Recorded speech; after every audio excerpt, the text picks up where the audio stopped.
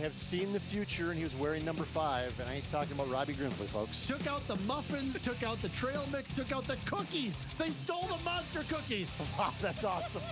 That is so awesome. Let's do some broadcasting. Broadcasting with our guy, Mike McFeely. He joins us each and every Tuesday. You are a Big Ten guy through and through. You grew up watching University of Minnesota basketball. Yes. You've told me many times about that. So I'm just curious your thoughts of seeing the Big Ten's Indiana Hoosiers winning not the basketball championship, but the college football championship. First of all, let me make clear that I did not watch 1 second of the game, and I have not seen one highlight. So all I know is the final score and a couple of texts from you guys last night. I went fishing last night. Good for you. To heck with this football stuff. Well, it's January 20th. The season should be done. Yeah, which is fine. No, I mean, it's not something you would have ever, 5 years ago, you would have never said, oh yeah, Indiana has a chance to win the national championship. You just would have never said that. Yeah. I mean, they were just so bad. And so for this to happen it's completely 100% a nod to the transfer portal NIL era. That's what it is. And whether you like that and you say, what a great story, and the portal and NIL have leveled the playing field for, if Indiana can do it, then anybody should be able to do it. If you're a Gophers fan right now, absolutely. You know, all this stuff that, I mean, you should be able to look at it and go, well, okay, it's Indiana. It's Indiana. Like, even as mediocre as the Gophers have been for 60 years, they were better than Indiana by a lot. It was, they were like just a shade better than the Hoosiers. No, it wasn't even close. You have to look it up to see, like, in the last 50 years, what's Minnesota's record against Indiana? Probably 43-7 or something. So I think that's it. And if that's what you like, then okay, then it's a great story. Yeah. If you don't like all the movement, and you don't like all the chaos, and you don't like kids, leaving, and then it's bad. Then you want to see the old model. To me, it shows. I think you're exactly right. There's some parity there where it's not. You just can't write down the same 4 teams. They're likely going to be in it, but now it's opened up for an Ole Miss or a Vanderbilt. Vanderbilt was really good. I mean, they could have, and they're getting guys, including 43-year-old quarterbacks who are pretty good. Don't want to be done. Yeah, right. So again, it's all, and when the viewership comes in for this, I assume it's going to be massive. Pretty good. And the bowl games are all up. Going right to where your wheelhouse is here about television. Woo! It's all about television. The bowl numbers are huge this year, massive this year. People like watching football on television. But my point is that guys like me are going, oh, I don't know. This is okay. It's gone too far, and it's just I don't know anybody on the teams anymore, and so but the numbers, the data shows that America is loving the chaos. By the way, the graphic I showed here, it says where the 2025 football national champions are located. First off, they ignored the FCS champions on there. I'm a little miffed on that. Well, do we count Indiana? Does that kind of show you where FCS lands in the... Do we count Indiana as part of the Midwest and Michigan? Is that I didn't consider them Midwest. Yeah, you're a Midwest. I can't say it. I'm a New Yorker, so I don't know. Yeah, I guess I would. Okay. Yeah, I would. Really? I mean, I think the Midwest. Where does it start? It starts on the Minnesota-Iowa border and then goes east from there. I think Indiana and Michigan are the Midwest. Yeah, I would say so. See, I would think it would be like Illinois and that farther over, not Indiana. Like Ohio's not Midwest. No, right? But Indiana's just south of Illinois, correct? Indiana, it's right next to Ohio, right next to Illinois. Yeah. It sandwiches Ohio and Illinois. Yeah, so I would consider Indiana. I mean, southern Indiana's like the South. Correct. Yes, we've been there. And so, but yeah, no, I guess for the sake of a Twitter graphic, yes, it fits the mold there. I wanted to chat some hoops with you. I know Sam did yesterday, hot and heavy on the program. You were at the Bison men's game, both last Wednesday against the Jacks and on Saturday against St. Thomas. Yeah. David's going to be coming up here in a little bit. Bison men are right now in first place, 6-0 in the Summit League, where fans came out that Is it time to actually start saying, hey, this team may have a shot to win this thing? Yeah. I mean, you had them like winning the whole thing like a week ago, and I kind of pumped the brakes a little bit for you. Like, both teams are going to win it. Just, whoa. Did I sound like that? See, I'm just, whoa. Just long ways to go there, Captain. Just, whoa, everybody slow down. But no, they're good. I think the Summit League so far on the men's side, right now there's two teams that are separating themselves. Excuse me. Yeah. I've been in injured reserve all weekend with the thing. And so we'll see UND, as you mentioned in your Summit shoot-around. They're better than we thought. Yep. But we'll see. I mean, it's a long season. Still 8 games left, I think, in the conference. 10, actually. Bison are 6-0. They have 10 games Yeah, to go. okay. So That's right. We still got That's ways right. to go. We're not down to 8 teams yet. Next year. Next year. And so we'll see. But I think it's NDSU and St. Thomas. That was a good ball game on Saturday. It's a little bit of a cage match. It was. It wasn't exactly as up and down as I thought it was going to be. But that's St. Thomas is vulnerable. You know, I know that you love St. Thomas and that you're going to send Jack there. And you're just you have a better get another job. You have a man crush on Johnny Tower, and so you and the Twin Cities media are like, why don't you just move there? Why don't you just move to St. Paul? I mean, my God, it's like they're good, but they're not like they're that good. I thought they looked. They don't have any length. I texted you after the game that exact thing. They don't have any length. They don't. Yep. I think NDSU is longer and bigger. Yes. Certainly, St. Thomas is talented. They're very well coached. Yep. But they're, I mean, the way you had them and the way that Chip Scoggins and Royce have them, it's like, my God, I thought they're going to come in here and just steamroll the whole town of Fargo and leave us burning and flat. But NDSU played them and outplayed them I actually think down South the stretch. Dakota State's going to be hurt from. What did you make of watching the Jackrabbits in their game against the Bison last Wednesday? The men? Yeah. Oh, yeah. I mean, I wrote it on Twitter. I said they're good, but they're nothing like they've been. Yeah. They're missing Douglas, like a kid like Douglas Wilson. I don't mean they're missing him specifically. They're missing Mike Dom. They're missing Baylor Shireman, who Zeke by Vale. the way, your guy is. I got my wife to admit last night. Oh, here we go. Okay. Yep. I mean, she's a A1 Celtics fan, and there's one school, being that she's a Bison fan, that she dislikes a lot, more than almost every other school. 2 and 2 together on that one. And they wear blue and yellow. And so she has never been a Baylor Shireman guy, especially since he pushed off on Sam Griesel in the Summit League championship game. But I got her to admit last night, because he was playing pretty well off the bench for the Celtics last night against the Pistons. And I said, I know you're going to hate me for saying this, but Shireman's been pretty good off the bench. She's like, yes, he has been. I'm like, that's pretty good. I'm like, glowing whoa! flowers. Yeah. I'm like, oh, hey, wait a second. Can I get you to say that in my tape recorder here? It's like, nope.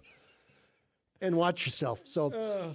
She went a bridge too far there. He's averaging 3 points a game. Started a couple games for Boston. The stats don't matter. He's doing some things off the bench that matter. Yeah. And he's not like a seventh guy. He's the ninth guy, but he comes off the bench and provides minutes. Boy, but that's I got my wife to admit that Shireman is playing okay for the Celtics and helping them out in a better than expected year for the C's. We'll dive into on the women's side after the break here. On just wrapping up on the men's side, how many teams in your mind can go to Sioux Falls and win it? Oh, right now, 4, I suppose. Okay. But we'll see where they are after. We still haven't got the full rotation of the league yet. Not everybody has played everybody and yet. So, and teams have gotten some tough teams at home, but haven't played them on the road yet. And so we have to see that. But I'd say the 3 Dakota schools and St. Thomas. St. Thomas, yeah. And maybe that'll change. UND, Sather's doing a heck of a job up there. Yep. And I think, like the coach in Fargo, he's wondering what he's going to be doing next year. Yep. So maybe it's time not to tell Bill Chaves what to do, but maybe it's time to start figuring it out. And maybe it's time for the guy in Fargo to get his extension too. But we'll see. UND isn't very efficient offensively. They don't necessarily shoot it great, but they play defense and they force their whole bit is forcing turnovers. Yes. Yep. Their whole thing is forcing They turnovers. did against St. Thomas, and they nearly Yep. won that game on Thursday. Yep. And so if they're forcing more turnovers than they're committing, they're going to be okay. Yeah. If they get in a spot where they're not, if they're turning it over too much, then they're going to be in trouble. But for now, he's sort of changed around the way that they do things up there, like the guy in Fargo has too. Yep. I mean, you look at Dave Richmond. Okay, let's talk about this. It's fair to say that there is a portion of the fan base that's like, I've seen this movie. You know, maybe it's time for everybody to sort of move along. Go their here. separate ways. And I think the fact that, as far as I know, he does not have an extension yet. As far as I know, Beyond next season, I no. believe right. So beyond Right. next season, I don't believe that he has an extension. At the current time, no. Right, and so clearly, maybe there's some of that going on internally. Like, okay, let's see what we got here.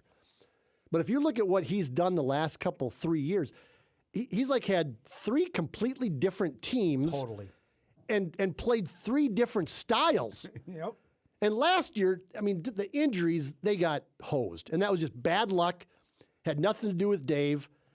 But they went down to Sioux Falls, and they had a chance to compete for the championship, and they lose Jakari White and Jackson Money, and they lose in the first round to South Dakota. But he built a team that won 23 games or whatever, finished third in the conference. They weren't like some powerhouse great team, but they completely changed the style. Yep. To Dave's credit, like last year's team, I kept watching the bench to see if he was just going to go poof, because it was completely antithetical.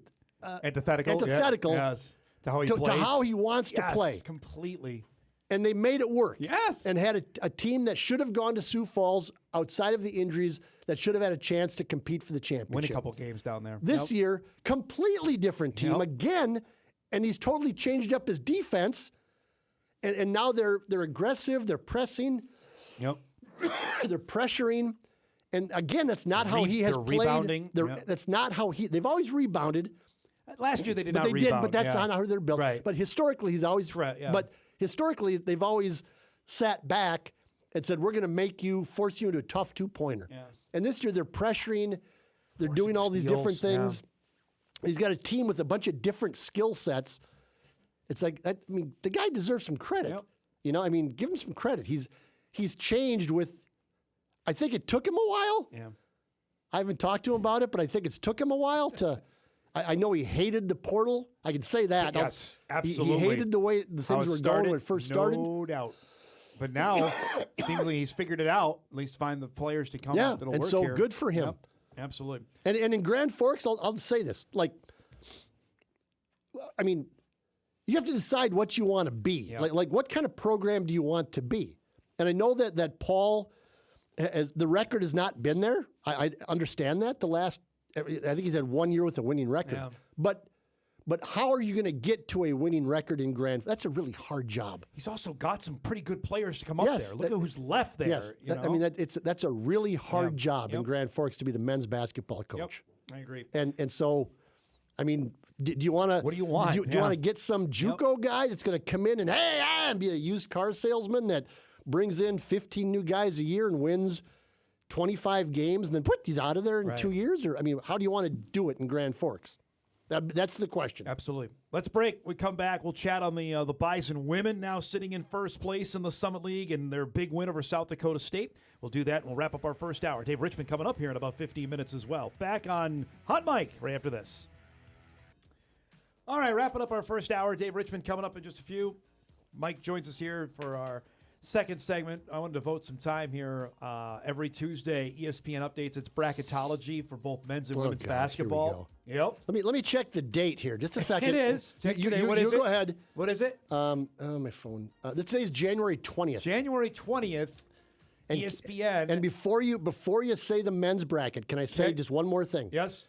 You have to win the Summit League championship Yes, to make the to make the tournament. So the bracketology in terms of the Summit League is whoever's in first. doesn't matter. And I say this to you every year, and every year you ignore me. I'm sorry. Go. Bison as a 15 seed facing the Houston Cougars in Oklahoma City. Now that would be a tough matchup. Yes, that would be Duke-like from 2016 or whatever year that was when they played Duke and Zion Williamson. On the women's side, Michael, this is where it's interesting. Now, this is worthy of discussion. Okay. The Bison women currently as an 11 seed facing North Carolina State in Lexington, Kentucky. Okay, that part about it, I don't care about that As part. 11 seed is Yes, important, so right? that part's important. That's fun. And the other part is what you've, and you and I have talked about it, but you got into a little bit in your summit shoot around.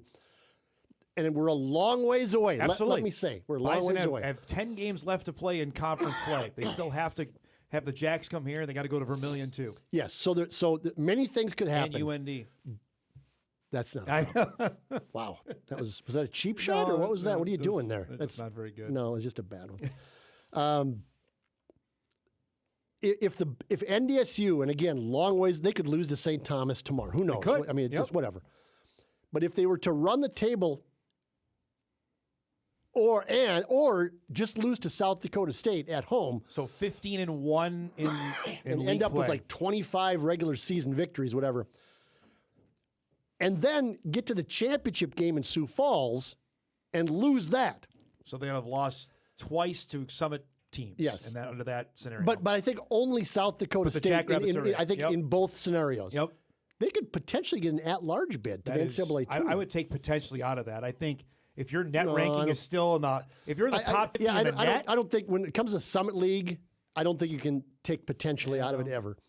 just because the league has a history, they've gotten a couple teams in it before, so they have at least that. Only a couple times, Yeah. and those were two really good Yeah. South Dakota and South Dakota State But teams. your point is the Bison cannot lose to a team other than SDSU if they want to keep that scenario alive. They can't lose to St. Thomas. They can't lose to Kansas City. They can't lose to Denver, Omaha, if they anybody. lose to St. Thomas, just Right. as an example, Yeah. if they lose to St. Thomas tomorrow, then that scenario's off the table. Correct, Amundo. Totally, then they Yep. have to win the tournament Yep. to get there. because their net ranking would totally plummet. Right now, the net is at 44. 42. They moved to 42 now. Yeah. That's pretty darn good. It is good. And if they continue to Yeah. win, they're going to creep up a little bit, you would think. And I mean, so let's say they get the Jacks, let's say they run the table totally and Okay, finish 16-0. in the league. Okay. And then for sure, if they get to the title game yeah. and lose to the Jacks there, I think they're in. because you talk about separation, there's two teams. And I guess USD, we'll see where they are. But, Yep. Yeah, it's clearly, though, that 1 and 2 in the league is Bison Jackrabbits. but this is what, Bison women's basketball fans, what is left of them after 20 years of irrelevance. Correctamundo. I mean, this is what you've been waiting for. I mean, they're good. With a player that is as talented Yes, as Avery and so Coonan is. I jotted down some notes. So I love when you get notes. Avery Coonan is fourth in the country in field goal percentage at 63.6%. That seems good. She is tied for third in the number of double-doubles, 13 double-doubles in 18 games. Wow. She's tied for sixth in defensive rebounds per game at 8.3. And this is in all of division. This is 363 Division I basketball teams. If anybody has a sinus replacement surgery out there, please let me know, because sinus infections are no fun. And she is ninth in rebounds per game overall at 11 rebounds per game. Wow. So she's averaging a double-double. She's good. She is the leading candidate. Her and Brooklyn Meyer right now are the leading candidates for Player of the Year in the Summit League. NDSU's women's team is 15th in the nation in field goal percentage. Wow. Tied for 12th in winning percentage. Obviously, they're 16-2. And then they're 24th in points per game. So, Pretty good. I mean, they're good. You can't put too much emphasis on one basketball game in the middle of a 31 game or 32 game season, whatever it is. That was a good one to get, though. But you, at some point, you have to beat the Kings. It was like NDSU in football all those years, right? At some point, South Dakota State had to beat them. NDSU to say they're in the same neighborhood as NDSU. They did that. I didn't see them winning in Brookings, though, Michael. I thought if they get them, they were going to get them here. That was Yeah, but surprising to me.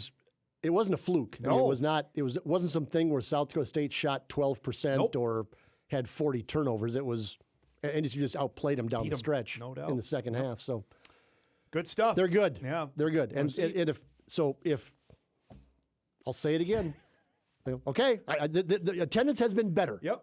Come see them.